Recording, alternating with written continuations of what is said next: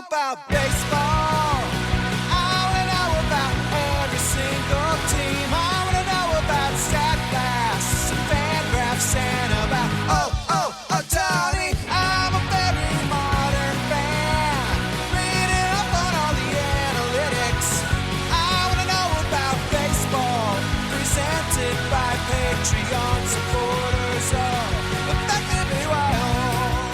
Hello and welcome to episode 2405 of Effectively Wild, a baseball podcast from FanGraphs presented by our Patreon supporters. I am Ben Lindbergh of The Ringer, joined by Meg Rowley of FanGraphs. Hello, Meg.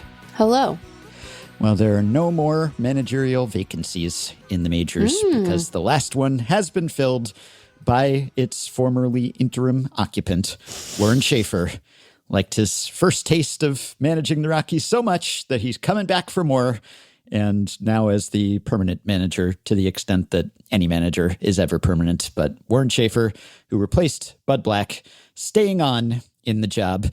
And you can't say that he didn't steer the Rockies in the right direction, because he did, I guess, relatively speaking. Bud Black had them 7-33. That's a 175 winning percentage. And then under old Warren, 36-86, 295.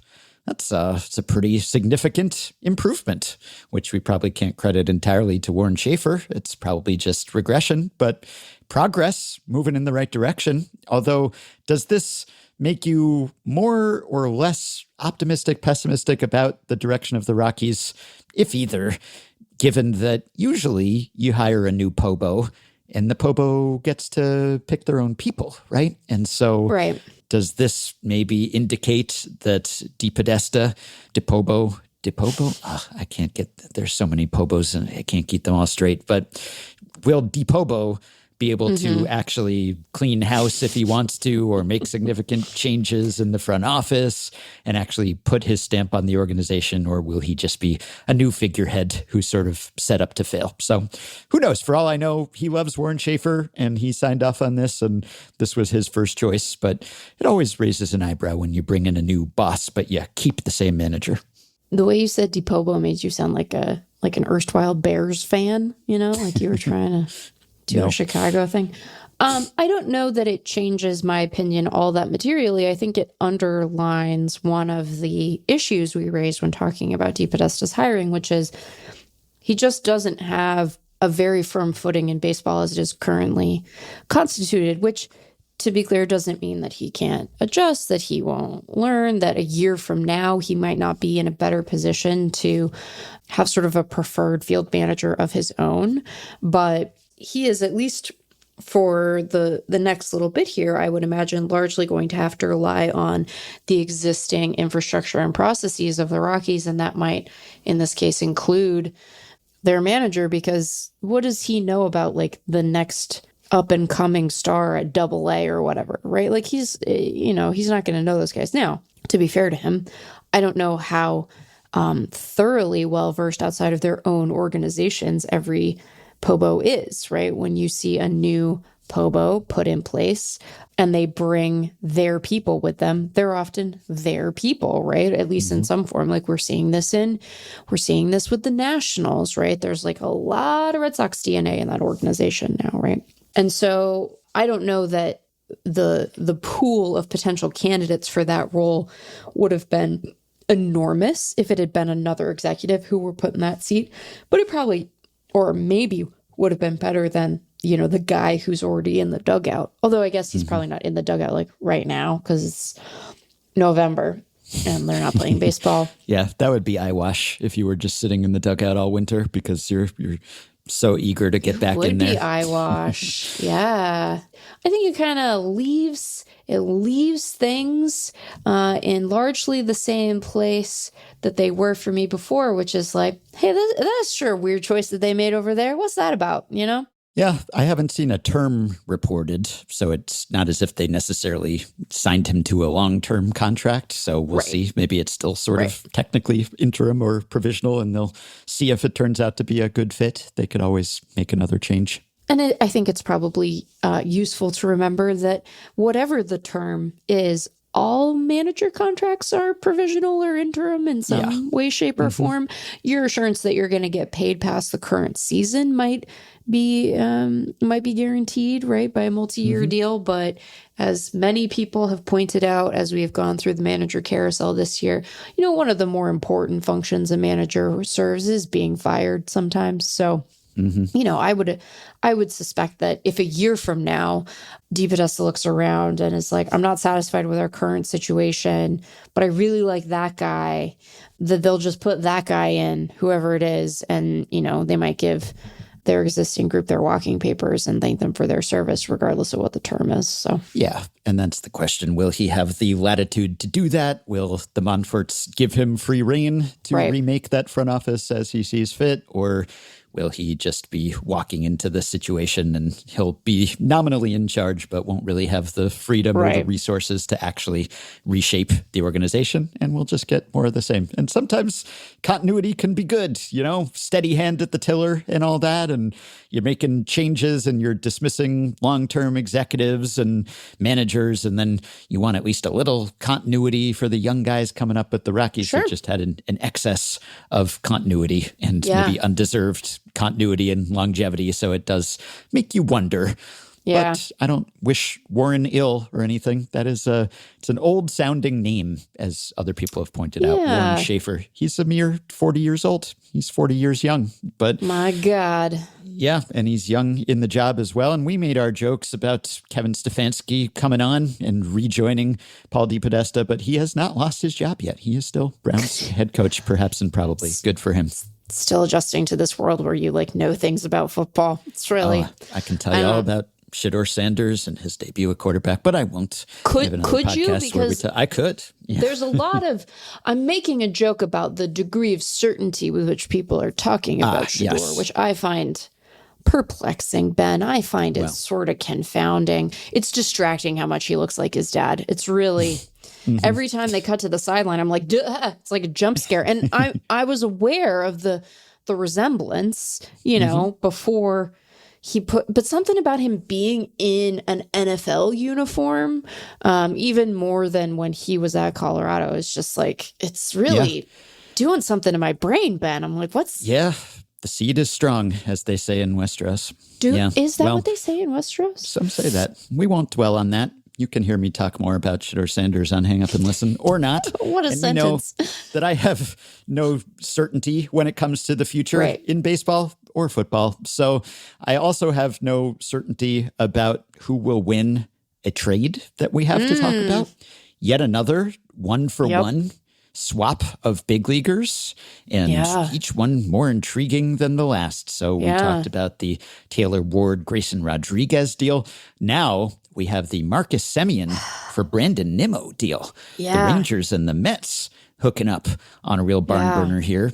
So this is really interesting, and I don't even know how to sort it out. And maybe it's too soon to sort it out because it does feel kind of preliminary. It feels like it's the first domino to fall, maybe, at least for one of these teams. There's still positional log jams, and it's unclear if freeing up money will be put towards something else or freeing up a position for another free agent or who knows what. But Marcus Semien going from Texas to New York, Brandon Nimmo going back the other way, along with $5 million to offset some of the difference in their remaining salaries. So Nimmo has more years left on his contract, and so more total dollars due to him. But Semien has a shorter term remaining, but more dollars per year, higher AAV, so bigger competitive balance tax hit. How relevant that is to the New York Mets, I don't even know. But so it's sort of like a mutual salary dump. It's not as if there's great salary relief for either team here, but there are fewer dollars now on the Mets ledger long term because Nimmo is signed for longer and is younger, of course. But it's kind of a decline off, basically. It's like who has declined more, who will decline more from here on out.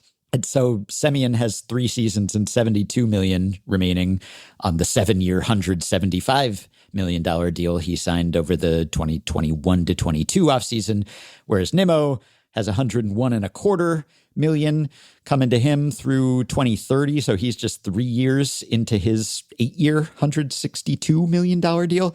And both of them were very valuable players prior to signing those contracts, but they have fallen off in the past couple of years, which is why this is happening. So it's just sort of, do you extrapolate from here who will suffer the steeper descent? But it's really on both sides of the ball that there has been some decline. So what do you make of this? I think that it increases my belief in the Mets potentially signing Kyle Tucker. So that's one thing. I think that Bauman put it really well in his piece about this trade for us. I think in a vacuum, absent the roster fit piece of this, which is obviously quite important to our assessment of the trade, but just in terms of like the Semien and the Nimmo of it all, I like the Mets side of it better just because I think I'm always going to prefer a still above average middle infielder to a corner guy. But I think when you think about their sort of all-in production over the overlapping parts of their contracts, it's probably going to end up being pretty close to a wash betwixt and between them. The shape of that production might be different. You're maybe more concerned about Marcus Semien's ability to produce at the plate. Like he went from being, a 120 WRC plus hitter with like elite defense to being like, I think he had an 87 WRC plus this year, something like that in the high 80s. But I think you're a lot more confident in him being defensively useful. And I think that, like Nimmo might just be a DH at this point. I'm sure he can stand in left, but like it's alarming. He certainly isn't a center fielder anymore. And I think that there's rapidly going to come a time where he's not even productive in the field at all, even in a corner. So in terms of the roster fit, I like this for New York a good bit more. They have had going into the offseason sort of weird log jammy elements of their roster, both now and potentially in the future, where you have Soto still in the field, Marte's DHing, so Pete Alonso can't. You have this weird infield configuration as a result of Alonso needing to be at first base. What are you getting out of some of their other guys? Jeff McNeil, who's now hurt, so he's sort of taking care of himself as an issue here. Yeah, he may be done as a Met one way or another. Yeah, he might be done as a Met. Even for position players, you don't want to hear thoracic outlet syndrome bandied about. And obviously, Marte's gone in free agency. Alonso seemingly is also, although we'll see if they want to bring him back. But I think that like the idea of having Marcus Semien and Francisco Lindor as your double play combo, that sounds good. Like that sounds pretty good to me. Now, he had a broken foot, which was the result of a hip pitch, I think, not because he has like a degenerative bone. There's nothing wrong with his bird bones so far as we know. But you just start to worry about a guy, getting into his mid-30s and starting to have injuries, even if they're... I think it was a foul, maybe, that broke his foot. Yeah, I think you're right. right. So like you kind of have to fold some of that potential injury risk into his profile, maybe even a little more than you already were as again, a guy in his mid-30s. But I like the fit there. I mostly think, and I think Petriello made a version of this point on Blue Sky, for a deal involving two guys who have been all-stars and have been sort of key engines to their respective teams, have signed big free agent deals. It is sort of amazing how low of an impact from a baseball perspective this might end up having, at least relative to getting those guys at their peak. But from a roster fit perspective, I like it better for the Mets. And, I know I never know how seriously to take any of this. So you can maybe tell me, as a resident of New York and someone stewing in the soup of your tabloids and talk radio. But it also seemed like there were clubhouse fit issues with Nimmo at times. I don't know how much that mattered or how real that was, or how much of that was just, hey, we suck more than we thought we were gonna, and so let's all fight. So, I don't want to like make too much of that, but I will say, and Ben, I'm saying this here within the safety of the podcast, huge face upgrade for New York. Boy. Anyway, we can move on. But yeah, like a trade. And like if this combination of dudes moved, especially one for one, like 3 years ago, I would have been like disrupting somebody's Sunday. And this time around, I was like, Bauman, you can file in the morning. That's fine. Yeah, right. Okay. Yeah, these were several win players at their peak. Yeah. And now they're not at their peak. They're past their peak. But the question is, how far past and how much further past will they get? And Nimmo's younger. That's why he has fewer years or more years remaining on his deal. He's Correct. 32. Semien's 35. But Nimmo looks a lot older than he did. He has lost more than a step, What probably. happened? Well, I guess part of it was plantar fasciitis, and that always will make you slow down and look older. So I don't know if that's fully behind him. Sometimes that recurs.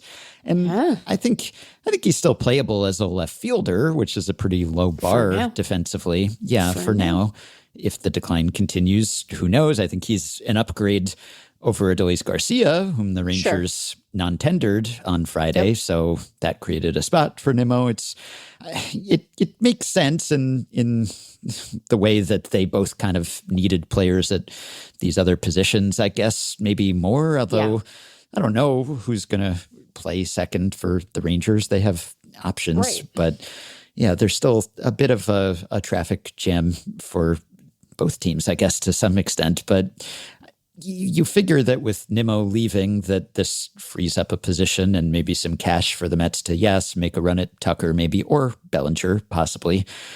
But I guess Nimmo has been a bit more productive than Semien of late, and combined with the age and everything, I guess I'd rather have Nimmo if you just put the contracts aside, but the contracts have a huge bearing on why this deal was made. So by the end of the contracts, the respective deals, I don't know that the Rangers will be getting a great return on investment for Nimmo. It's just, he's kind of morphed as a player. He used to be this great on-base guy, and now he's a decent on-base guy by the low on-base standards of this era, but he's kind of morphed into more of a power hitter, but not a truly great power hitter. Not an actual power hitter, Yeah. So I don't know. There's been slippage for both of them, really. And Semien was always kind of a tough guy to figure out, because he'd have years where he was an MVP candidate and then years where he just kind of fell off. Like,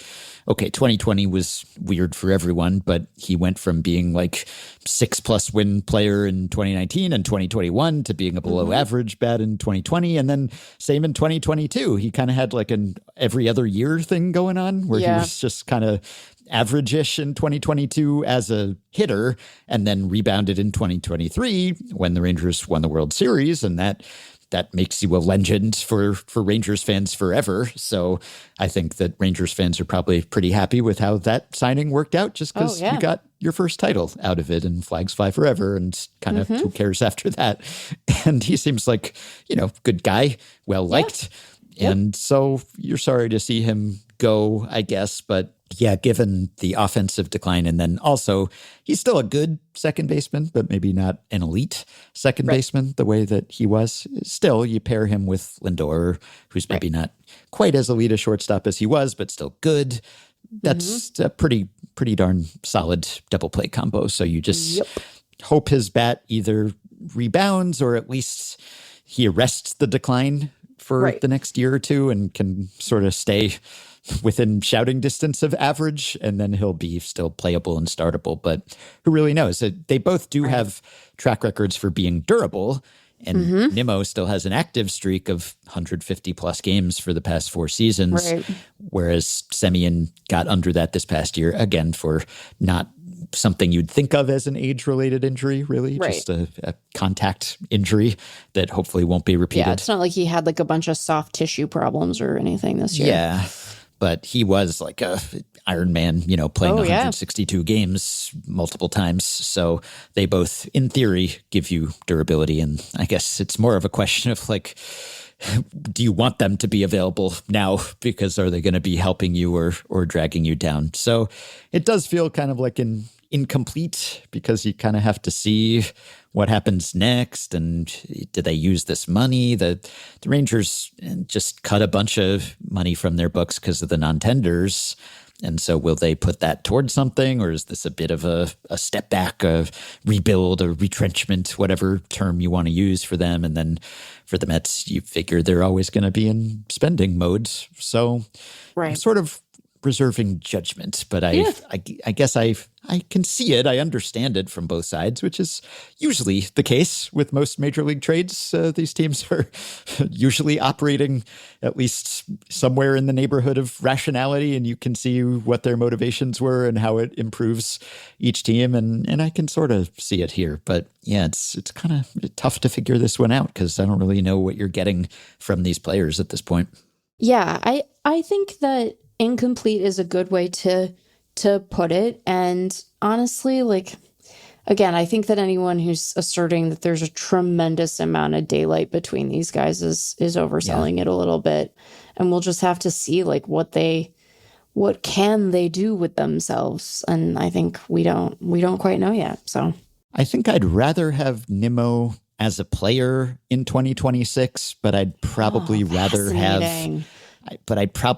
Semien's contract situation, combination of player and contract. I would much rather have Marcus Semien than Brandon Nimmo. 426 only? Yeah, I think I would. Yeah. I think maybe much is too strong. Yeah. I would rather have. I don't know that I would much rather have, but I would rather have. Yeah, that's fair. I guess the projections probably favor your side of things and Semien. So I don't know. Yeah, it's not a big difference. I guess I lean toward Nimmo just because of the age mostly, but he's looking older than he is. So I don't know that the actual age is all that telling. So sort of a weird one. It's sort of tough to pin down these players' talent and then also just what this will mean for each roster. And the Mets, it's just crowded because they have a bunch of younger infielders. Like they have Jet Williams and they have like Ronnie Mauricio and all these younger infield guys and not really places to play them really, obviously. And just like all the guys that they've brought up and tried to establish in the past few years are still floating around there. So, but it will help their defense. And that's been an area of need, an area of weakness for them. And David Stearns has been pretty clear about wanting to shore that up. And Semien, even in his mid-30s, somewhat diminished, should help in that area. So, I can see that side of it too. Anyway, we'll revisit this maybe at the end of the offseason and see how these rosters actually stack up when we're doing the team preview series. If we do that again, I assume we will. We haven't discussed it. We should both do the team preview series and also revisit this trade in particular, if for no other reason than the odds that I remember it go way up if we talk about it again in the preview series. Well, nice for a major move to have happened at least a few days before Thanksgiving. Doesn't preclude more transaction activity when you are sitting down to Thanksgiving dinner, but at least they got this one out of the way before the actual holiday. I want to put this out there to all the executives in baseball. I don't imagine a lot of them listen to our show, but if they did, I want you to know that my patience for holiday transactions has officially declined to 0. And I'm just going to start asserting, granted with no evidence, that you hate your families and they hate you back. And that's the reason you're transacting on Thanksgiving. It's because of the familial tension that you simply must escape. And the only way for you to earn release from that sweet, difficult, sticky tension over the Thanksgiving table is to transact. And you should see someone about that and not make it my problem. Yeah. I wonder if the Rangers will trade for or sign a second baseman or whether they'll be content with their internal options. Josh Smith. Josh Smith or Ezekiel Duran or I guess Sebastian Walcott, top prospect, is floating around. And but he's not if close. Corey Seager is still at short, then I don't know if you want to move him or how long it'll take him. So they do have a vacancy there, even if it makes sense that Nimmo slides into the vacancy that Garcia's non-tender created. And then you have Wyatt Langford, maybe playing right and Evan Carter's in the mix and everything. But yeah, it's one of those trades where it's like it creates more questions than it answers, Right. really. Like we don't even know who's going to play where on these Right. teams, let alone what moves will follow. It is interesting. A lot of the transactions that we've gotten so far this offseason have inspired us to go, huh, you know, there's been a lot Yeah. of, really? Okay. Yeah. Okay. And I don't know if that's always where you want to be as a general manager or a POBO or both for that matter, Right. you know?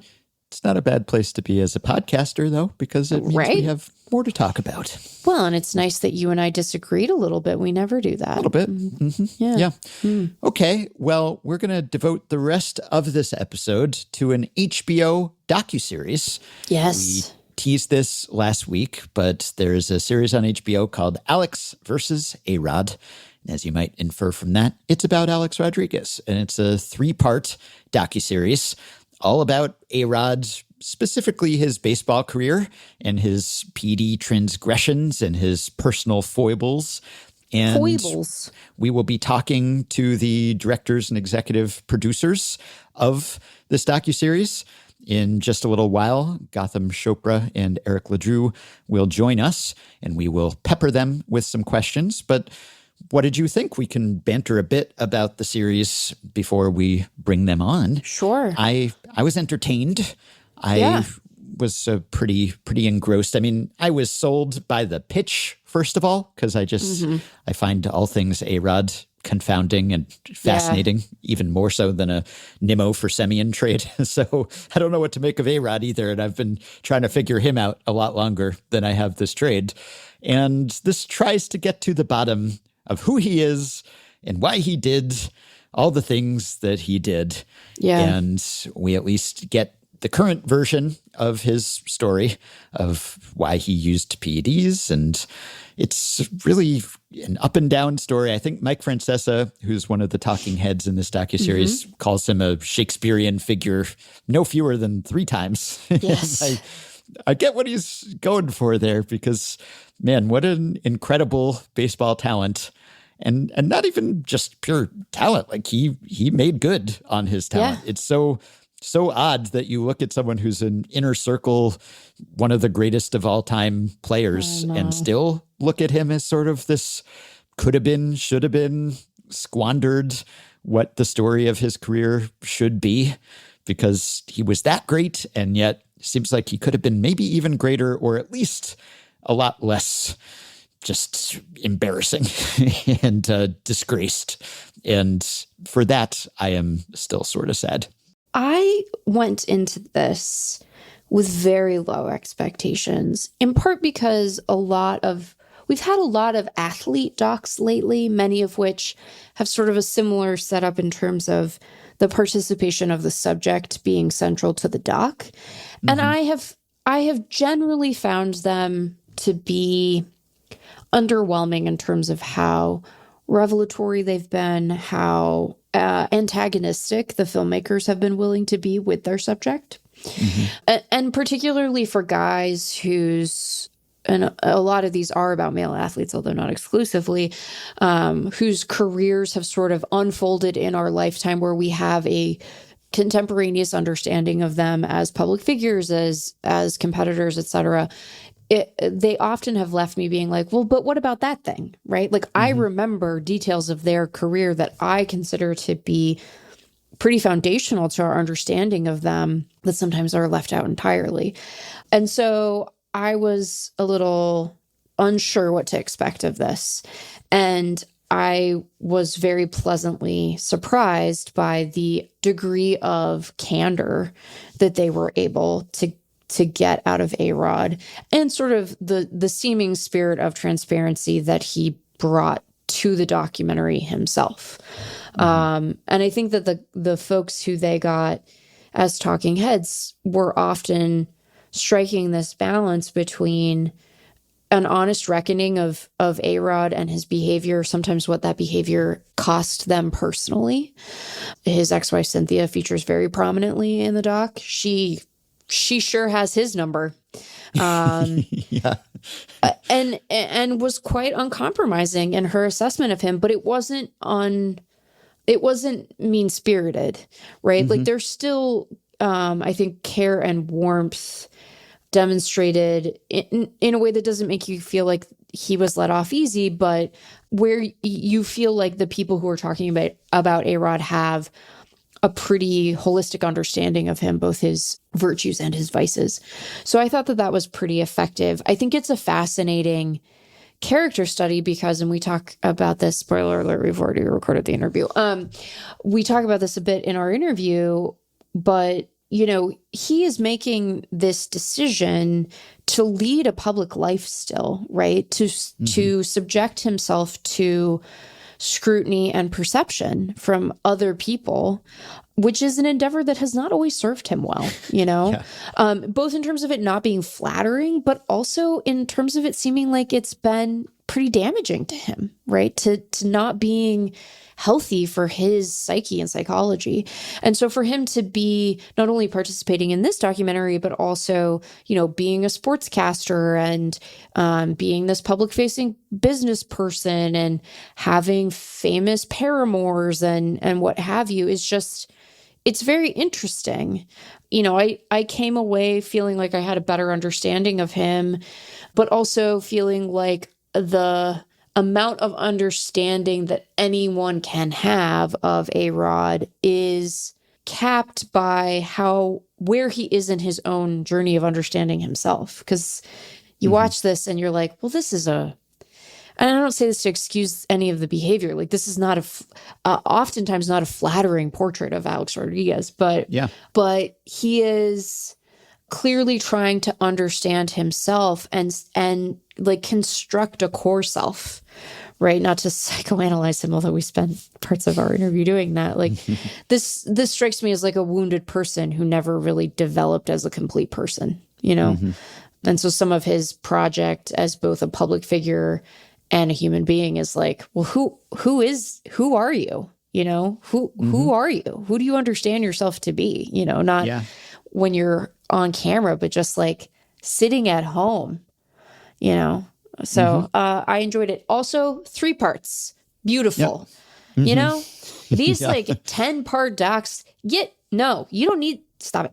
Yeah. Well, as I'll say Fair. later, I would have watched more just because I'm not interested in A-Rod. But no, I think for most people, if you're on board with the idea of an A-Rod docuseries to start with, then maybe more than 3 hour-ish long episodes is probably pushing it. So I get it.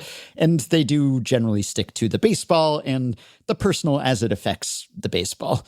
But we'll get into what they do omit. And importantly, this is not one of the docs where the athlete themselves is producing it and having final cut over everything. We'll talk about the genesis of it. But obviously, yes, so when it's kind of constructed around the subject's participation, there's some inevitable degree of being compromised there because there's only so much you can say without having that person decide, actually, I don't want to be a part of this. And then suddenly you're left with nothing. But it isn't as if he was the one calling the shots on this documentary, which has been the case for some other documentaries, which can be revealing in its own way, but also tends to obscure certain things. Yeah. So, yeah, this is a little more truthful. And yeah, there's the hallmark of post Last Dance docuseries, lots of like watching footage of himself on a screen or an iPad and reacting to it in real time and that kind of thing. But yeah, it seemed like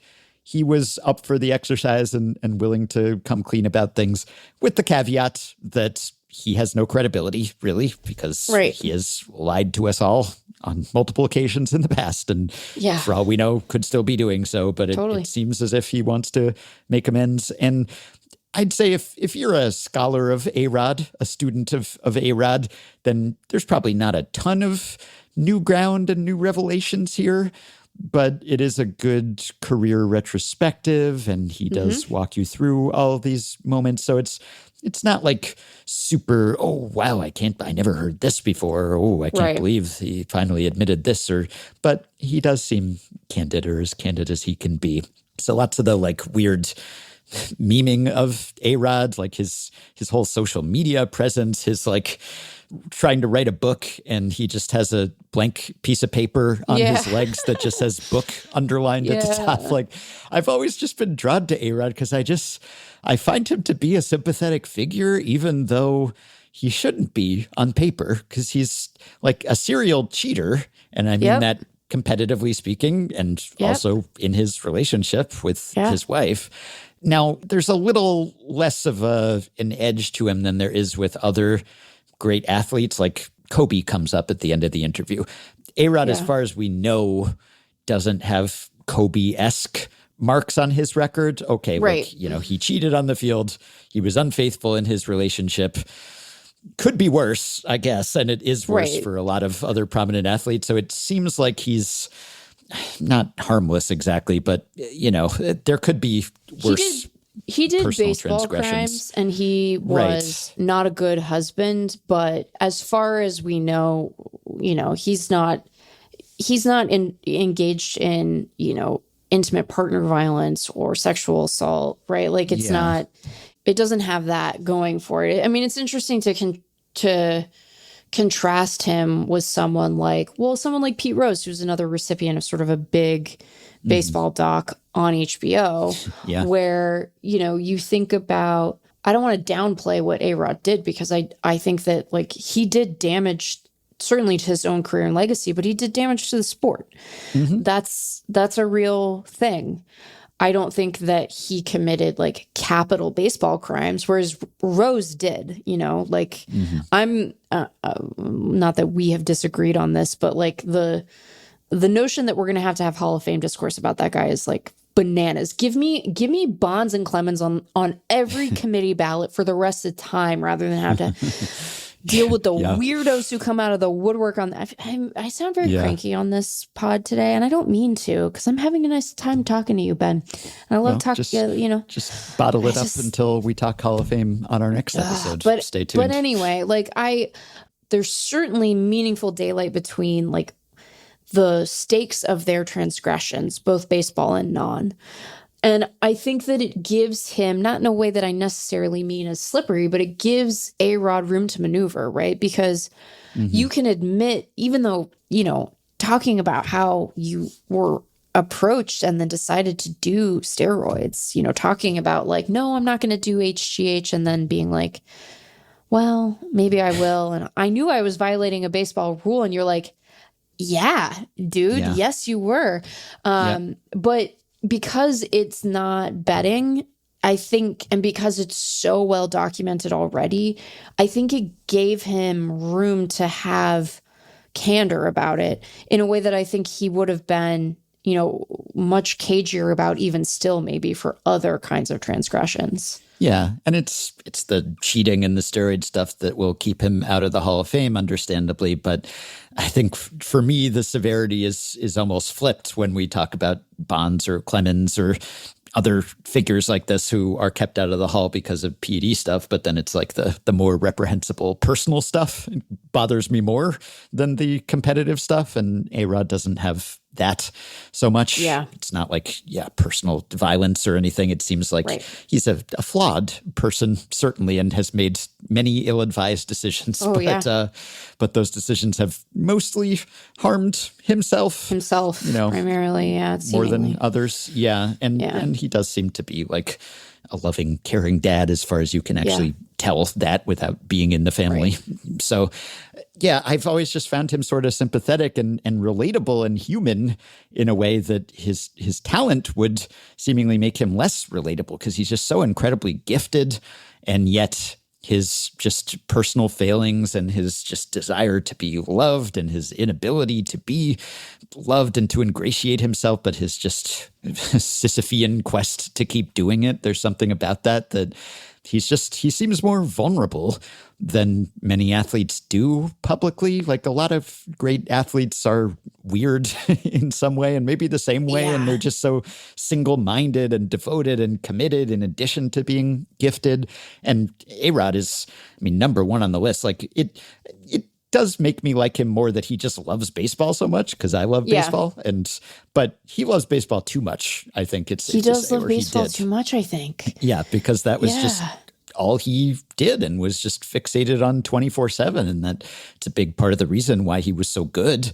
But he just seemed to not develop any perspective or wisdom or other interests or anything. And so he was just so single-minded and obsessed in his pursuit that I think it backfired because baseball was his whole world and it really led him astray. But I just always felt like I was kind of an A-Rod defender in my youth before all the PD stuff came out. And we each had the experience of rooting for Alex Rodriguez for the teams that we rooted for because you were a Mariners fan and I was a Yankees fan and he was a Mariner and a Yankee. And he blew me away. When he got to New York, I had never seen anyone who was that good at baseball.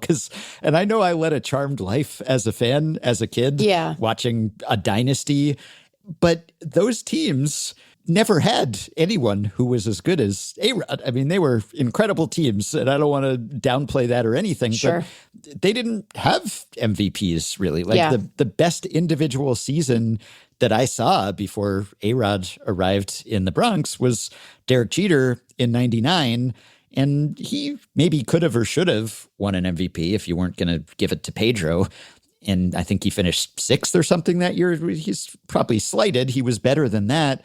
But still, like a 7-win player is different from a 9 or 10-win player because that's a level that, like Marcus Semien could get to a 7-win season maybe, maybe he's not consistently living there. But you could, not that it was a fluke that Jeter got there. He's a great player and a Hall of Famer too. But other mere mortals can have a peak like that. But it's fairly rare for a non-Hall of Fame level and like inner circle guy to have a 10-win season.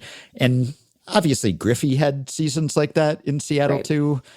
But I can only imagine when A-Rod showed up and, you were quite young at that point, but to see him excel as young as he was. And then, having seen Jeter and Williams and all of the greats and everything. And especially during the core dynasty years before the Yankees started really getting older and importing free agents. And Jason Giambi had a monster season in 2002 or Mike Messina came over and was really good. But for the most part, it was the homegrown guys and they were really good, but not at that level because so few people have ever been at that level. Yeah.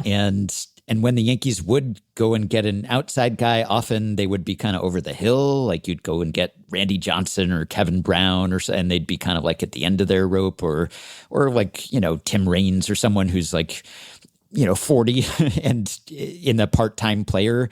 But to go get A-Rod when he's in his prime and to see what he did in hitting 50 plus homers, that just blew my mind. In my life as a fan, I never watched anyone day in and day out who had that kind of all-around talent. It was just amazing to witness. And I remember defending him when I was a kid because there was one kid in my grammar school class for years, and we would have the A-Rod versus Jeter debate. And everyone would have that back then. Maybe you'd throw Nomar in there. And I was a Yankees fan, but I was always solidly in the A-Rod camp because he was just so much better than Jeter.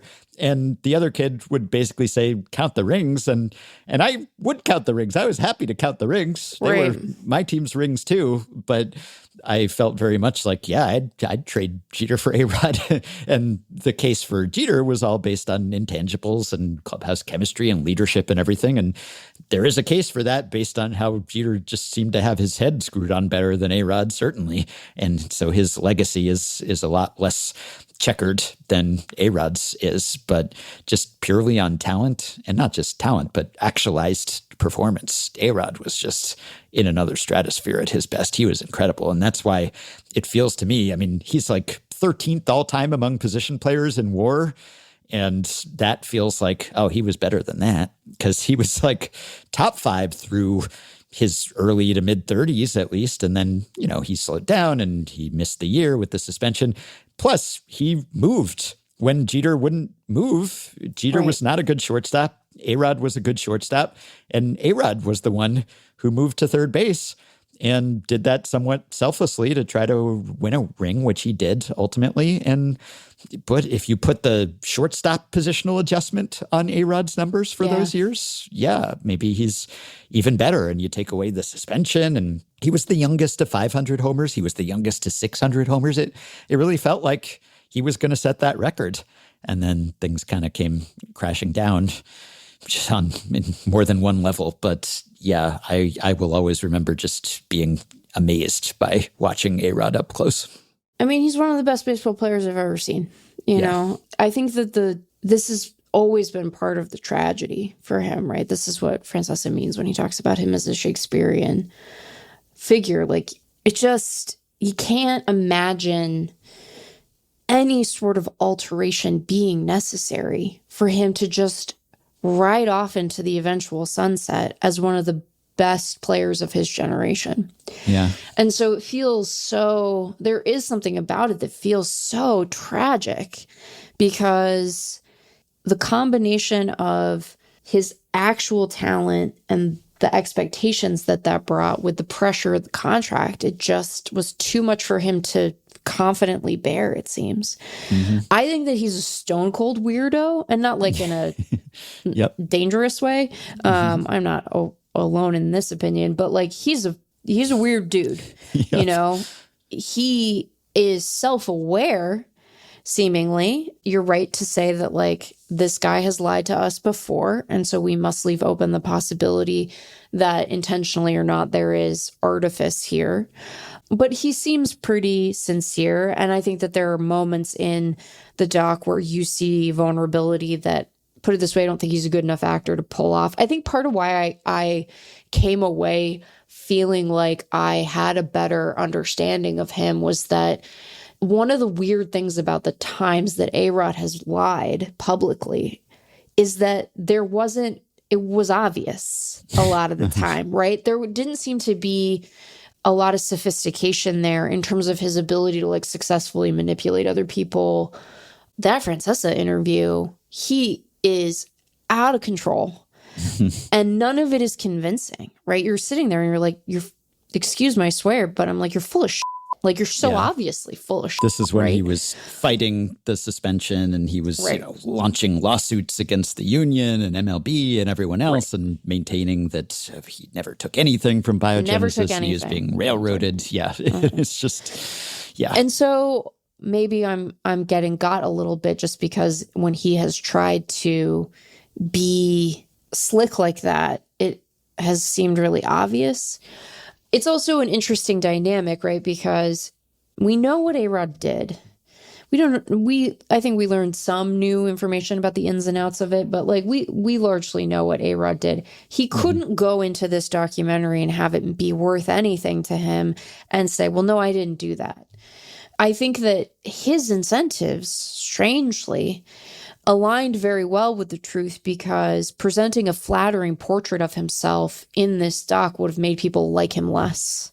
Mm-hmm. You know, he's incentivized to reveal the points in his life where he's been an asshole, where he's been duplicitous, where he's cheated. And so it's just like an interesting filmmaking dynamic to navigate. But I thought that it was well done. I did come away having sympathy for him. You know, I did appreciate the seemingly sincere, like, attempt to be accountable for his past behavior. And A-Rod was an interesting figure for me as a fan, because he signed that deal with Texas when I was a lot younger. I wasn't thinking about the game in terms of labor dynamics. And so, like, I hated A-Rod when he left Seattle. I thought he was greedy, you know, and I really don't think that I would ever interpret an athlete getting paid free agency that way anymore, right? Like, part of I think that in the last 10, 15 years, like, I have really been like, okay, what part of his quote unquote villainry was actually villainous? And some of it was, right? Like, that, I don't mean to say that like this guy is a saint or anything like that, but like signing a max contract, okay, you're the best player of baseball. Yeah. Why did the Mariners give you that deal? You know, like, have you been wildly egotistical at times? Have you made it the A-Rod show? Did you try to grandstand during a literal World Series game? Yeah, you sure did do that. Yeah. But like, he does kind of throw Scott Boras under the bus. He's just he does throw Boris under the bus. Oh, Scott. And I'm like, you know what? I believe that like 50% of this is true. That was one spot where I was like, all right, A-Rod. Boris is not in the doc, but yeah, No, he's A-Rod not. kind of blames him for the timing of Yes. that announcement of Yes. the free agent departure. Yes. Yeah. Yeah, and there was he's helping all of his union brethren in a way by signing the biggest deal that he could. And in fact, he then, when he was provisionally traded to the Red Sox, tried to renegotiate that deal in a way that would have reduced its value. And the union said no, because we don't want to set that precedent, understandably. But yes, I think he would be villainized a little less for that these days. But it's so strange because I keep saying I feel sorry for him, and I do. And it's like he's got a lot going for him. It's just so weird to feel sympathy for someone who had so many gifts in so many ways. And even though he self-sabotaged so many times, he still got it pretty good on the whole. He seems to have a pretty loving family, and he's got all the money in the world. And yeah, his reputation, his legacy is forever tainted and all. But in the grand scheme of things, he's doing pretty well for himself. But he never seemed content. He never seemed like he could really enjoy that, or he just kept trying to fritter it away. And when he struggled in the postseason in his early years with the Yankees, I felt bad for him then too, because I just felt like, give him enough cracks at it and he'll eventually hit, because he's too good not to. And then in 2009, of course, he did. And he just made so many dumb decisions. At least in the story as presented in the docuseries, he could have just so easily avoided mistakes like that, like announcing that deal in the middle of the World Series, or the second time he takes PEDs when the first time was pre-testing and it was, pretty much behind him and people would have forgiven it. And he had the playoff redemption and World Series hero and all the rest. And he could have just sailed off into the sunset. He could have just played out the rest of his career and it would have been okay. And then just to get back on the field as he presents it, he takes some HGH and who knows if it even helps him. And it's just part of that, I guess, insecurity, that feeling that the expectations were so high that he had to justify the contract, or he wants to be loved at all times, or the ego of just not being able to live with not being a great player while he was dealing with those injuries. And we've heard that from a lot of people who took PEDs. Oh, I just did it to get back on the field. And who knows whether that's always true or not. I will say, and I'll never know for sure, but I just don't really believe that the PEDs helped him all that much. And there's no way to know for sure, but it's just, we can't know. You could look at the multiple times that he took them and you could say, oh, he was just a product of PEDs. He wouldn't have been as good as he was without them. And it's possible. But I just look at, there's footage of him in high school. Oh yeah, I mean he looks like A-Rod. He was he was amazing. It's not even like, it was such a special thing. Yeah, and it's not like some of the other guys who really bulked up. I mean, yeah, his frame filled out a bit, as you would expect someone to, going from 18 to 30 or whatever. But it's not like he looked dramatically different. And again, who knows? I'm just speculating entirely. But I can believe that some other guys, even if they were Hall of Fame talents like Roger Clemens or Barry Bonds, I can readily believe that they were helped by those substances because they lasted a lot longer, or Barry Bonds defies the aging curve and just ascends to a higher plane of performance and all of that. And I can believe that there is a tie to what he was taking. With A-Rod, it's hard for me to say, because unless you think he was always juicing, even as an amateur, and there was never a time when he was clean. If you believe that he was clean at that point, he basically just looks the same, like the same golden god of baseball, basically just the archetypical frame of just the athlete who's strong and rangy and gifted in every possible way. And he was just so good, so young. And it's hard for me to think that if we could somehow subtract the PEDs, that his stats would look that much worse. I don't know for sure. But for me, that's why it taints his legacy a little less from a performance standpoint than from some other guys where I have more questions about that. And that just makes it all the more frustrating because it's like, you didn't have to do this. You were so good. You were the last person who needed to do this. And it's silly, I guess, to feel bad for a guy who signed a $250 million contract. Like, who else would you feel bad for having enriched themselves like that? But the backlash to it and just how ill-prepared he was for that to happen. I'll always feel like could have been a much less complicated existence. We could have looked back on A-Rod as just maybe the best of all time and just sailed right into Cooperstown, and he just could not let that happen. No, he couldn't. It's it'll always be tragic. It'll always be a little weird because he's just so strange. He just seems like such an odd guy. Again, better, clearly self-awareness, still the feel comes and goes. You know what I mean? Like, yeah. And so it's just a weird thing. And like, he's going to be around for a while. Like, he clearly is comfortable despite it seeming to me like something that would inspire a great amount of attention for him, like being a public guy. And so we're hardly done with A-Rod's story, but he's it's worth checking out. And again, can't emphasize this enough. 3 episodes, they're an hour each. This is not like some of these docs, Ben. I'm like, do the streaming services really need that much content?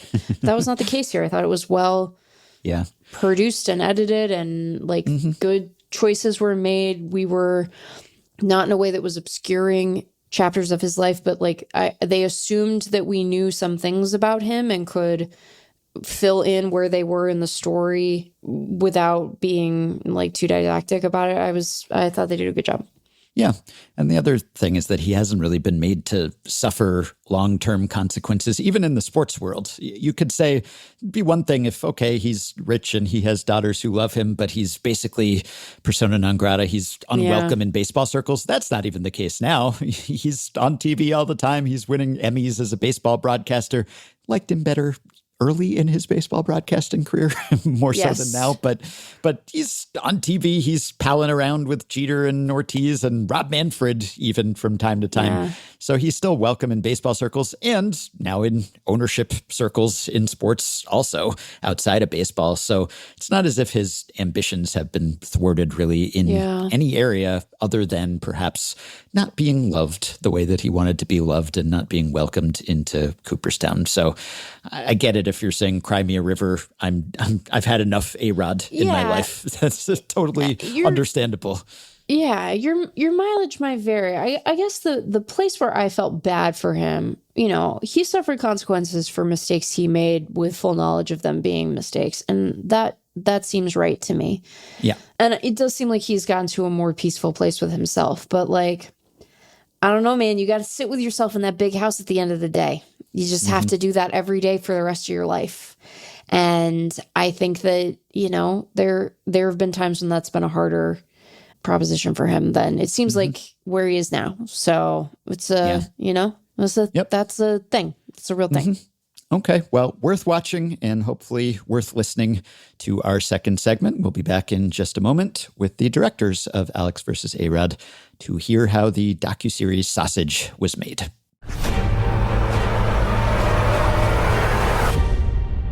Why rich and powerful people cheat, part 1. There's an arrogance that often comes with power. There's a sense I won't get caught because you actually think you are better than other people. There's nothing more stupid than that. I learned that the hard way. I'm on a journey of being a man with integrity and character and someone that you can bet on and you can trust. All right. Well, we are joined now by the co-directors and executive producers of Alex versus A-Rod, Gotham Chopra and Eric Ledru. I will greet you guys separately so that people can distinguish your voices. Gotham, hello. Hey, nice to be here. Thanks for having us. And Eric, welcome. Hey, thanks, Ben. Thanks for having us. So, Gotham, maybe you could walk us through the genesis of this docuseries. Who approached whom? And what were the conditions or ground rules, if any, on your end or Alex's end? It goes back almost, like 3 years now, I think. I was introduced to Alex by his manager, a guy named John Rosen, who we had worked with for many years. And I think through the years, Alex had considered doing a documentary, but hadn't fully committed to it, hadn't found the right, creative partners. So we had a breakfast here in Los Angeles. I will confess, and I think it's, good for my objectivity. I hated Alex Rodriguez. I'm a diehard Red Sox fan. I'm joking, but not totally. On just like a lot of people, just like, I don't know, cheater and all these other sort of I brought to the table. But, I will say right from that breakfast, I was like, oh, that's so interesting. That's not what I would have thought. And we can talk more about that, like why. But, he was pretty candid in that breakfast. And I came back and Eric and I have been collaborators for a long time. And I told him like, this could be like really interesting. And this guy's really complicated and not what I expected and all this stuff. And I think subsequently we went down to Miami and met with Alex and his family, actually, some of his daughters. And I'd say, look, the genesis, but the ground rules were, hey, like, if we're going to do this, and I think Eric came up with this, it's not necessarily going to be your life story. It's going to be a story about the thing that matters most, at least on the baseball field. Are you going to be accountable? Are you going to be honest about your transgressions with PEDs? Those were the ground rules. Like, that's the thing. It's not only, well, we're going to eventually have to talk about this. It's like, no, that's what this is about. Mm-hmm. And he agreed. Now, to do that, you have to sort of get into his backstory and all of that sort of stuff. But like, that was it. And then over time, and it takes time. That's why we're talking 3 years later now. But I'd say that was like really the kernel from which we started. Watching the documentary, I think one of the through lines is his evolution, not only as a public figure, but as a person.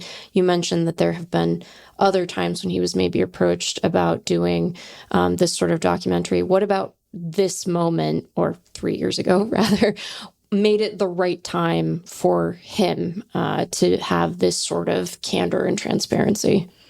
I think it's been, 10 years since his suspension, more or less. And so I think there was just kind of like a sort of numerological aspect in that regard. And then I think, I think Alex was seeing his peers, sort of be feted, celebrated, some of them get into the Hall of Fame.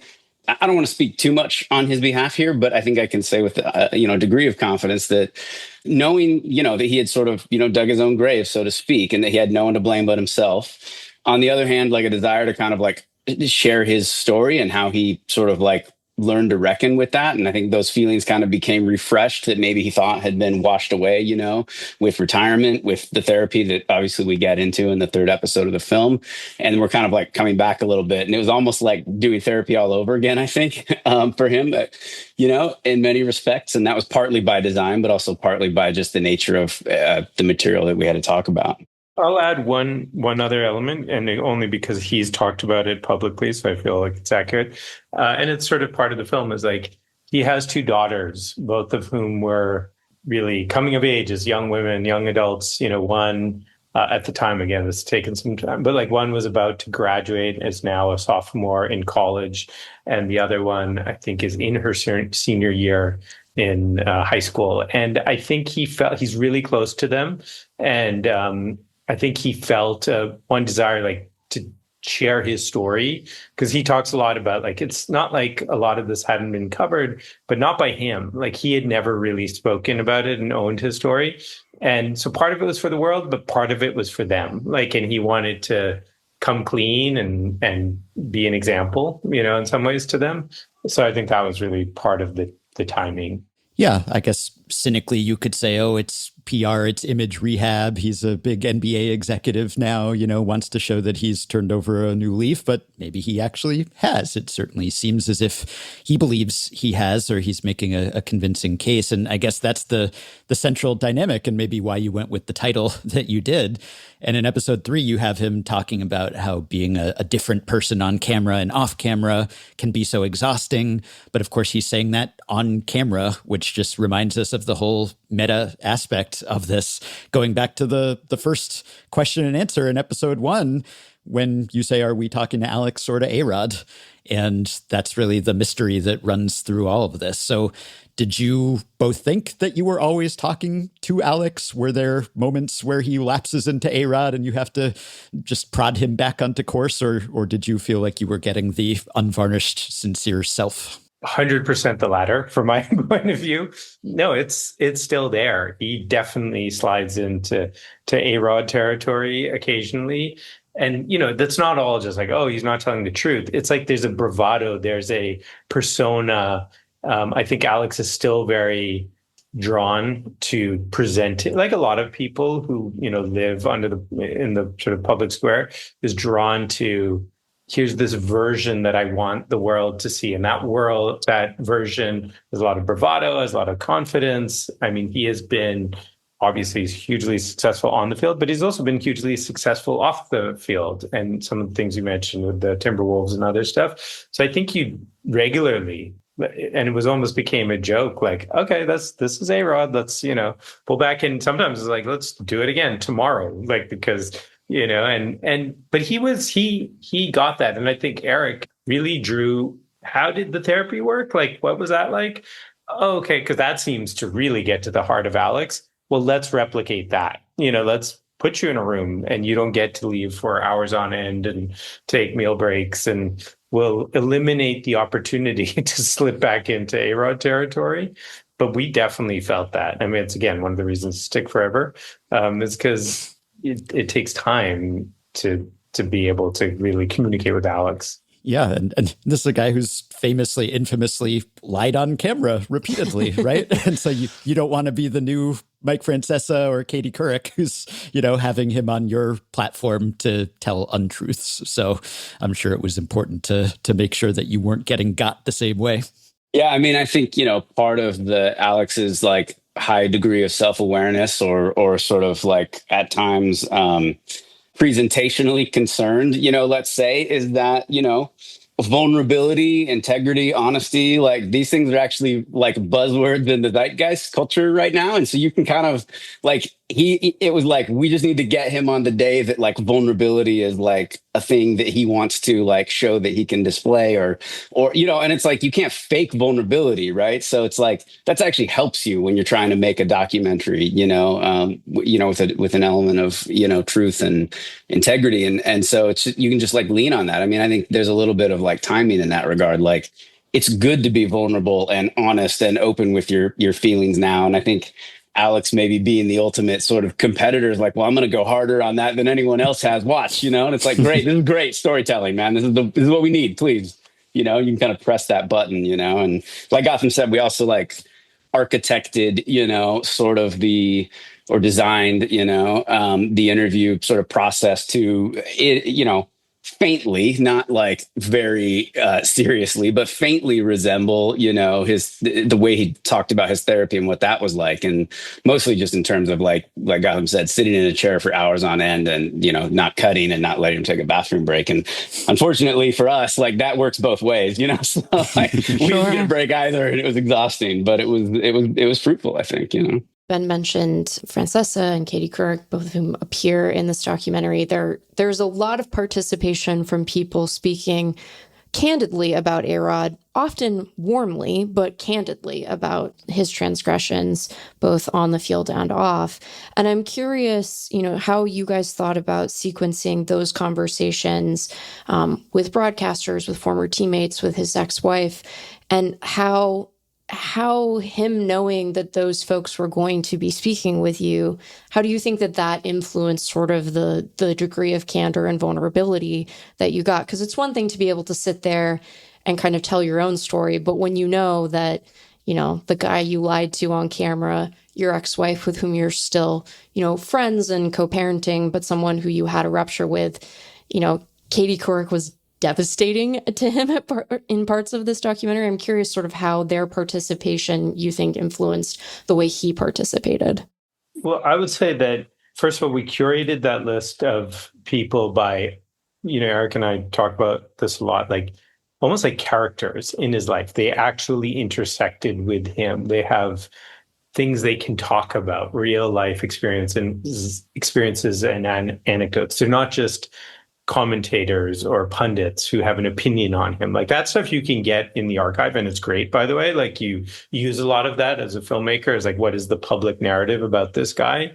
But these are all people who intersected with him in some ways very intimately, obviously his ex-wife, etc. In some ways, Katie Couric, who, is really, they're not like close friends. Like he was on 60 Minutes. He did have some version of a personal relationship with her, but not particularly, intense. And so I think that was a factor. He was aware, and for some of them, he actually, like Cynthia's ex-wife, who first was like not sure she wanted to participate. He called her and said, no, I'm doing this. It's important to me.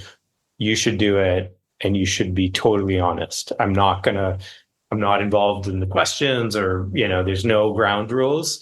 Be honest. And so that was really great. And I think, again, to Eric's, like what he was saying is like, once you're in, you're in. And I mean, it wasn't like every conversation was easy. And there were some times where we said, guys, really? Like, do we have to go there? And we were like, yeah, like we do, That doesn't mean he has to answer every question. And there were definitely days where he's like, I just don't want to talk about that. I don't feel comfortable. And this is really hard for me. And, you just keep pushing or come back another day. But he's a smart guy, and he knew if we're going to do this, do it well, then you can't put too many conditions on it.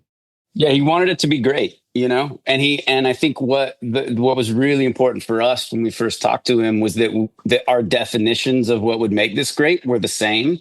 And so when things get hairy or sticky or rough, when you have days where he not quite so politely says today's not the day, then you go back to like, well, this is what we talked about in the beginning.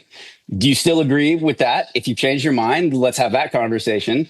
If you do still agree with it, then we can pause and we'll come back tomorrow, And it's not like we're necessarily like smiling at each other and high-fiving the next day, but maybe we actually got somewhere. Yeah, there's probably a version of this that's a lot longer and goes even deeper into some of the more salacious aspects of his story. Maybe it's not a version that he would have participated in, but that's the trade-off. Yeah. Yeah. And, there's all sorts of stuff. I mean, from the probably apocryphal, did he have a painting of himself as a centaur, which he has denied, but it will never die, or his actual documented relationships with celebrities. And you acknowledge that stuff in the briefest possible way. Maybe he'll say, I had a lot going on at the time. It's a major understatement. And, maybe you'll show a quick photo of Madonna or Cameron Diaz or Jennifer Lopez, or I don't know if J-Lo was even in this at all. And these are whole chapters of his life as a public figure that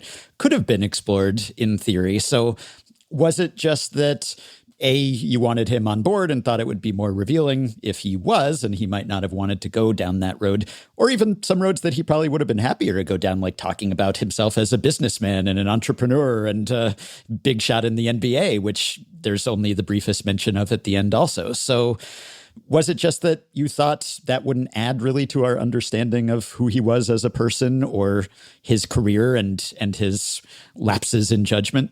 I'll start with the last thing first, the like Timberwolves aspect. I mean, I think that's just very simply like not the story we set out to tell, Yeah. And like that's the way kind of we said it to him. And it wasn't just to like blow him off. It was the truth, is like, well, that story is just beginning. Like that's a different thing. If you want to tell that story, that's for 10 years from now or 20 years from now, that's not now. Like the story, like you have a great story to tell. You want to tell it. Like, let's stay focused here and not get distracted, at least in terms of our work. His work, obviously, he's much more focused on that, except for the days when he shows up to do an interview with us. But, in terms of just like what we set out to do, like, let's keep the North Star, the compass pointing north, As far as like the more salacious stuff, I mean, I think there's the Madonna being included in the form of a headline was like, that changed your marriage. You can't ignore it. That's material here. And maybe we don't need to ask like how many dates you went on and what you guys did afterwards, because like, I don't really want to know personally, but like, But I think we have to acknowledge it, and we have to talk about the fallout, the impact on your personal life, and if any, your professional life. That's where it's relevant.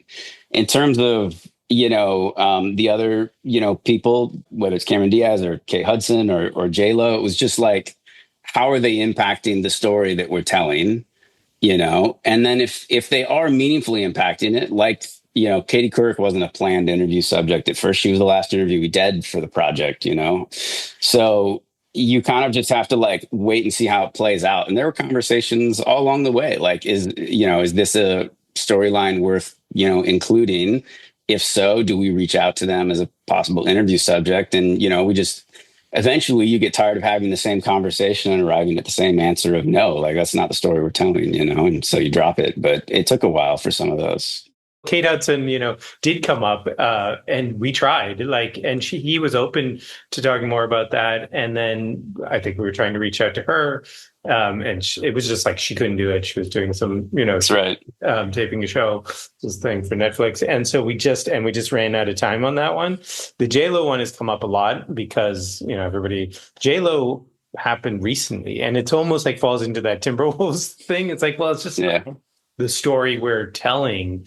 And for the sake of, I get it, I mean, it's J-Lo and, very public in some ways. But like now that introduces a sort of timeline issue that we're really not like dealing with in the film. And it just didn't make sense for us. We were the ones on that one that were just like, no, like, I don't think it makes sense, because it's just going to complicate. I mean, I think we're all storytellers here, and you've heard the horrible expression is, killing babies. And like, yeah, there's good, interesting stuff that doesn't belong in the film. And those are choices you make. Storytelling's a series of choices, and those are the ones that we made.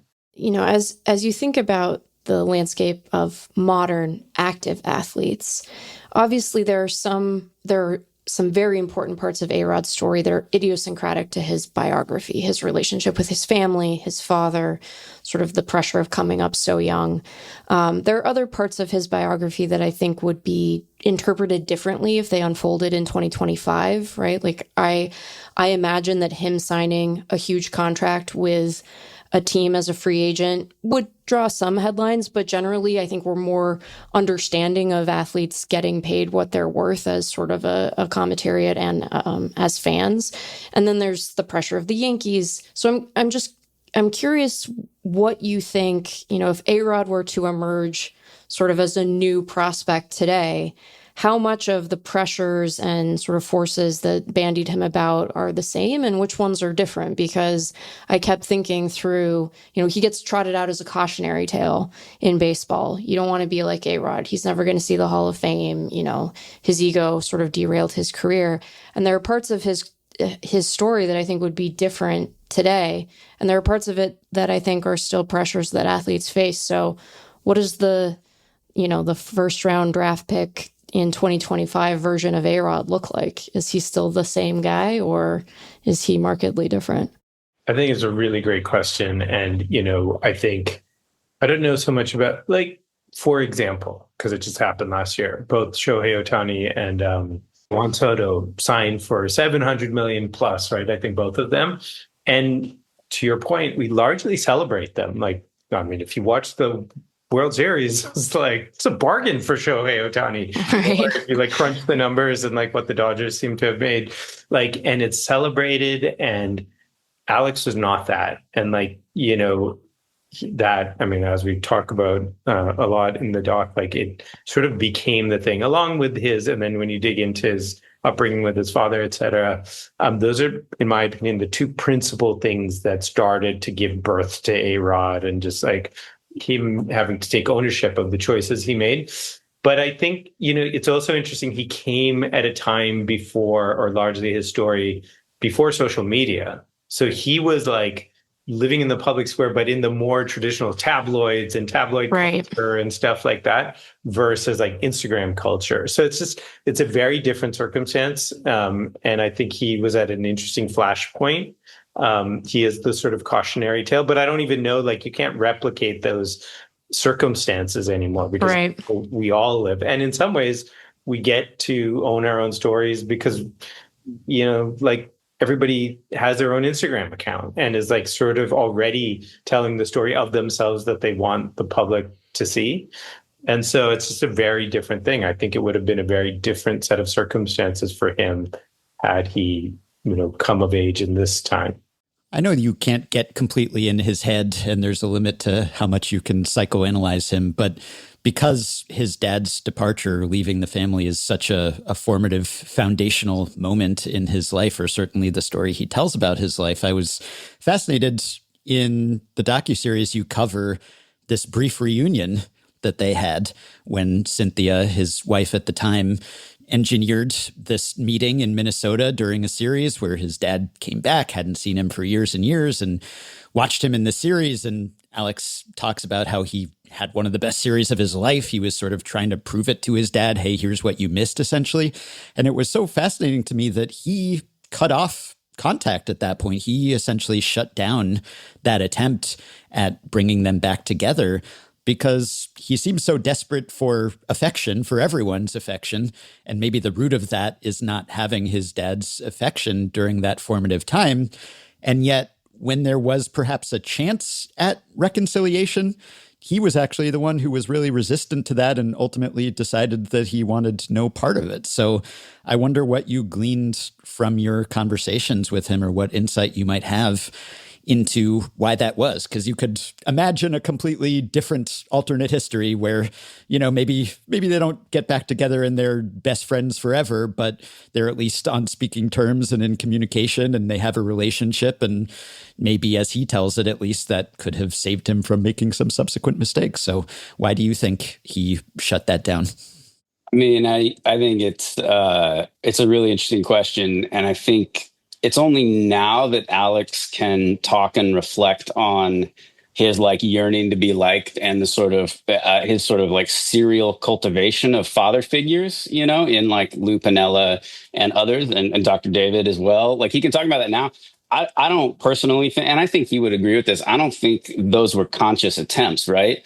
I think he was very angry, obviously, at his father, and couldn't forgive him, and we kind of half jokingly referred to Alex's F off moment at the end of episode 1 as the sort of original sin of his life, that maybe that's the real birth of A-Rod, if you want to go there, and not when it's coined by Dave Niehaus, but in the moment he decided he'd rather not bring his father along, that he couldn't forgive him and reconcile with him. But that doesn't, so he could know that on the one hand, off, but on the other hand, not necessarily know that in doing that, he was creating a much larger hole in himself that he was going to be struggling to fill for probably the rest of his life. He wasn't necessarily conscious of that, you know what I mean? So that is my sort of read on that.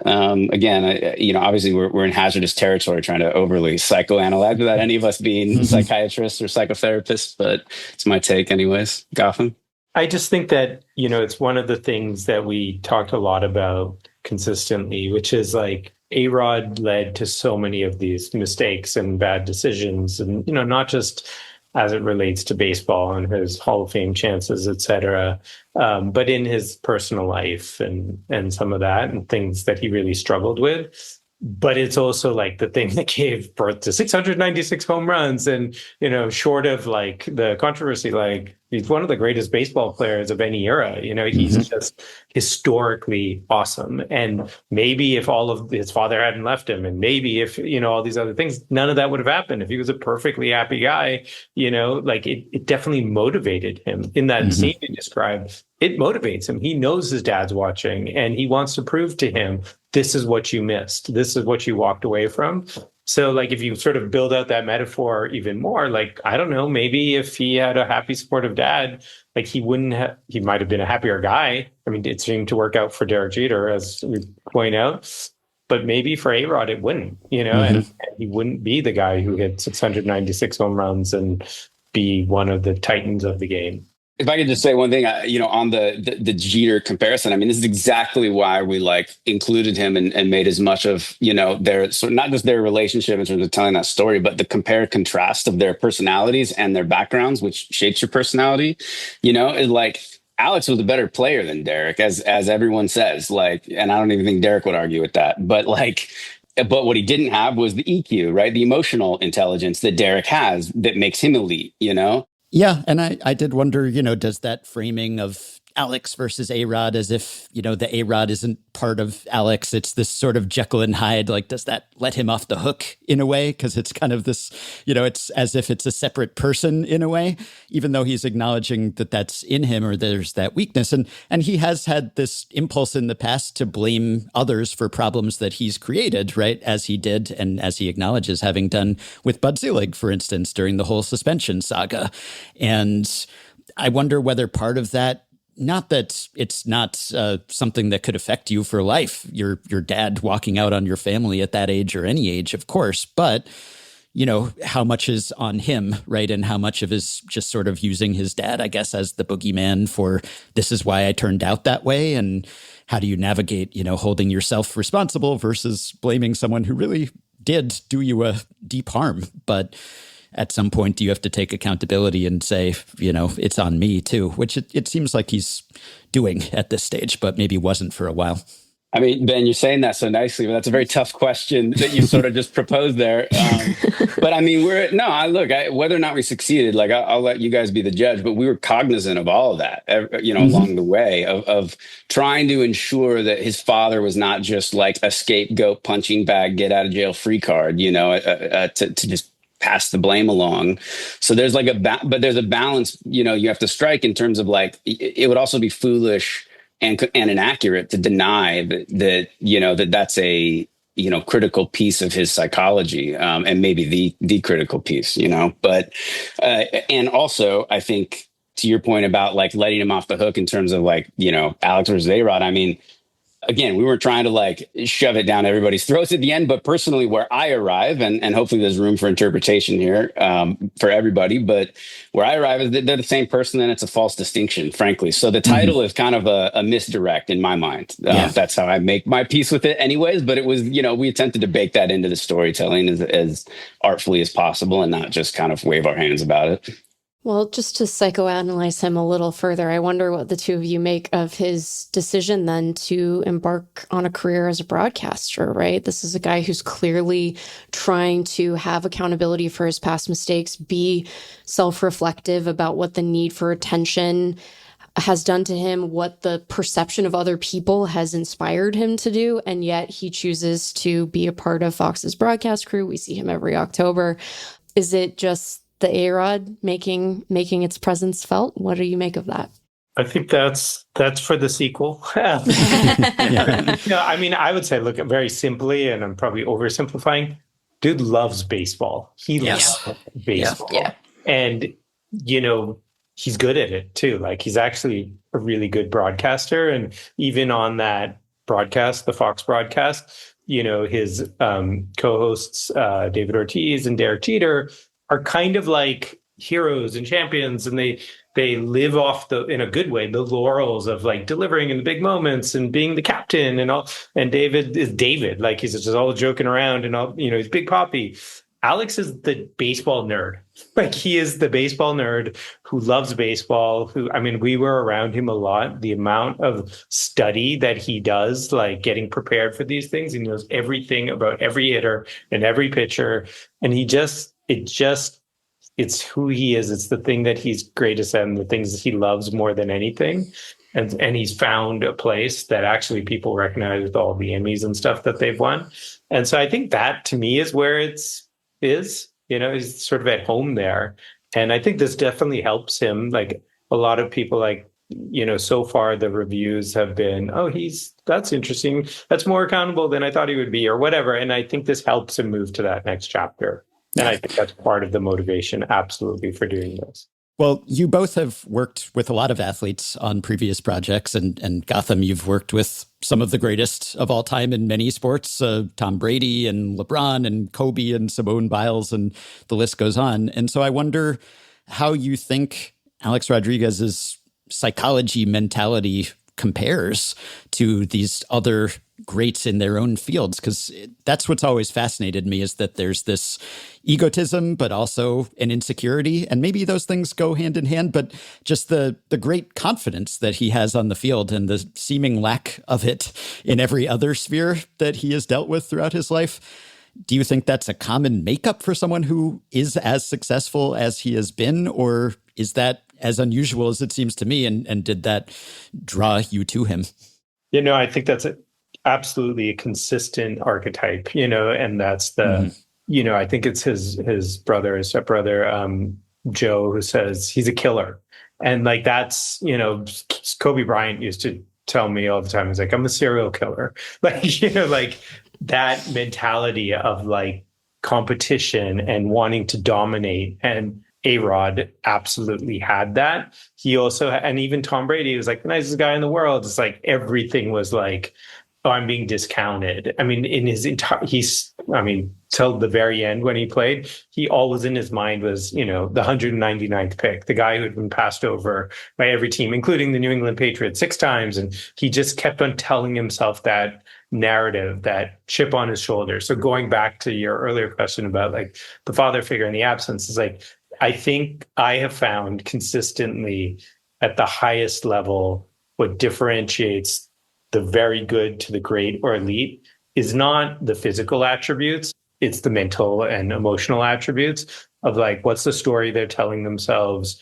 What's that discipline and that endless grind, and part of like, how do they motivate themselves? And usually it's like, nobody believes in me. Like, and I would tell Tom Brady all the time, I'm like, dude, people believe in you. Like everyone told you to go at this point.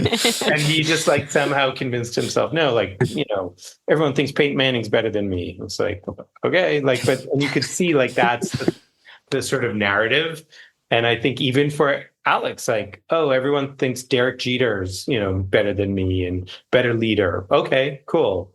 Let me show you that. I mean, so I've seen that consistently, and I think Alex definitely sort of falls into that archetype. Well, I'm glad you guys got to make this project, and I hope there is a sequel at some point, because my appetite for Alex Rodriguez content is insatiable, not quite quenched despite your best efforts, but I'm glad you got him to seemingly open up as much as you did. So Gotham Chopra and Eric LeDrew, thanks so much for coming on to talk about us. Thank you, Ben and Meg. Appreciate your time. Yeah, thanks both. All right. Well, if you check out Alex versus A-Rod, let us know which one you think won. Alex or A-Rod. Also, I mentioned Hang Up and Listen at the top of the pod. You may not actually be interested in hearing me talk about Shedeur Sanders, but you may be interested in a segment on our most recent episode, in which we talked to Massachusetts State Senator John Keenan, who previously supported and voted for the legalization of sports betting, but has since changed his mind and become an advocate for far stricter regulations. We talked to him on the most recent show about the bill he's sponsoring, which would limit prop bets and advertising and some of the other more predatory tactics sportsbooks employ. We got into how realistic that legislation is, what made him switch from a yes to a firm no. It's all potentially of interest to Effectively Wild listeners and touches on things that we have spoken about on this podcast. So I will link to that on the show page. A few follow-ups. We got an email from listener Andrew, who sent us a picture of a snack food sponsored by Yankees outfielder Jason Dominguez, though in classic low-budget sponsorship fashion without any Yankees insignia or pinstripes in sight. And Andrew writes, "Move over Mike Trout. All hail Jason Dominguez, the Munch King." Not the Munchkin, the Munch King. We used to talk a lot about Mike Trout's Super Pretzel sponsorship, which sadly has been discontinued. But perhaps this is the successor. Jason Dominguez sponsoring Munch King, a snack brand. This particular packaging for naturally sweet plantain strips with sea salt. I know where your mind might have gone when I said Munch King, but don't you dare. It's a snack brand that's been around since 1978, I'll have you know. And maybe this really is the heir to Mike Trout's Super Pretzel spokespersonship, though it's kind of a come down for Jason Dominguez from the Martian to the Munch King. I'll put a photo on the show page. Last week we mused mid-pod about whether a cannon is a gun. I was of the opinion that it is, that not all guns are cannon, but all cannon are guns. Of course, we got a message on Blue Sky from listener Zane, who said, "This is a weird message, but I'm a cannon engineer." Ben is right. Canon is a gun, just a big one, essentially. I've long said that the Effectively Wild audience includes at least one person from every possible profession. Once again, vindicated. We have a Canon engineer in the audience. Is anyone here a Canon engineer? Somewhere in the distance, Zane fires off a round. We also got a message from Patreon supporter Jonas, who wrote in to say, is a cannon a gun? I know Meg was afraid to ask this because of predictable onslaught of messages, but the answer is too good not to provide. It is likely that all guns are named after a specific cannon named Gunilda. That name is related to Gunnar Henderson's, so it sort of comes full circle. I'm sure Ben Zimmer can tell you more, but this is the etymological equivalent of a middle fastball. And Jonas links us to the Etym Online entry for gun, which says, mid-14th century, an engine of war that throws rocks, arrows, or other missiles from a tube by the force of explosive powder or other substance. Apparently a shortening of woman's name Gunilda, found in Middle English, Gonilda, cannon, and in an Anglo-Latin reference to a specific gun from a 1330 munitions inventory of Windsor Castle. The woman's name is from Old Norse Gunhildr, a compound of Gunnar and Hildur, both meaning war or battle. That's where the tenuous Gunnar Henderson connection comes in. And finally, a message from listener Sam, who says, toward the end of episode 2404, Ben highlighted a recent instance when a college football coach memorably shot down the idea that an upcoming game was a must-win. This made me think of a similar exchange in the weeks leading up to Super Bowl 28, when the Buffalo Bills were heading into their fourth consecutive Super Bowl after losing the first three. A reporter asked Bills head coach Marv Levy if the game was a must-win, and he responded, "This is not a must-win. World War II was a must-win." Toss that one on the multi-sport commentator pile. Well, in fact, Sam, I must offer a slight fact check. I believe it was before Super Bowl 27, not Super Bowl 28. Who can keep track of all those losing Bills Super Bowl appearances? But I did just search this in the newspaper archives, and I came up with a clipping from January 29th, 1993. There is a little bit of frenzy in Buffalo at the moment because the Bills are 0 for 2 at the Super Bowl. An amateur analyst suggested to Levy that this upcoming one is a must-win for the franchise. The coach snickered at that. World War II was a must-win, he said. Often, Levy leans on history to teach his football lessons. In the week after his team won his third straight AFC title, he talked to the Bills not about Dallas and Pasadena, but rather about Abraham Lincoln. Lincoln? He always knows what to say, quarterback Jim Kelly said. Sometimes people laugh about him and wonder where he's getting with this, but the more you talk to the man, the more you understand what he's all about. And Levy would know about World War II being a must-win because he enlisted in the Army Air Force during World War II. And delightfully, he's still with us at age 100. And you know, if this were a football podcast, we would have tried to cold call Marv Levy. But football legend, Hall of Famer, member of both the Pro Football Hall of Fame and the Canadian Football Hall of Fame, sort of a dual citizen like me. That's the ultimate way to shut down must-win creep. World War II was a must-win. I think I might borrow that line the next time we get an alleged must-win game that is not actually must-win. Even better if you can back it up by having been in World War II. And that I cannot claim. You can support Effectively Wild on Patreon by going to patreon.com/effectivelywild, as have the following 5 listeners who have already signed up and pledged some monthly or yearly amount to help keep the podcast going, help us stay ad-free, and get themselves access to some perks. Byron Hawk, Jack Terry, Russell Hart, John Buckeye, and W. Christo. Thanks to all of you. Patreon perks include access to the Effectively Wild Discord group for patrons only, monthly bonus episodes, playoff live streams, prioritized email answers, personalized messages, potential podcast appearances, discounts on merch, and ad-free FanGraphs memberships, and so much more. Check out all the offerings at patreon.com/effectivelywild. If you are a Patreon supporter, you can message us through the Patreon site. If not, you can contact us via email. Send your questions, your comments, your intro and outro themes to podcast@fangraphs.com. You can rate, review, and subscribe to Effectively Wild on Apple Podcasts, Spotify, YouTube Music, and other podcast platforms. You can join our Facebook group at facebook.com/group/effectivelywild.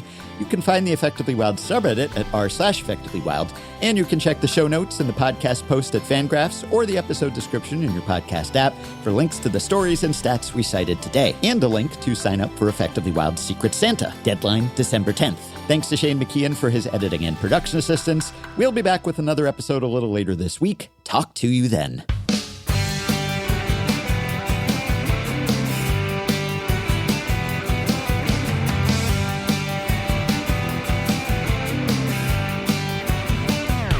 Effectively Wild.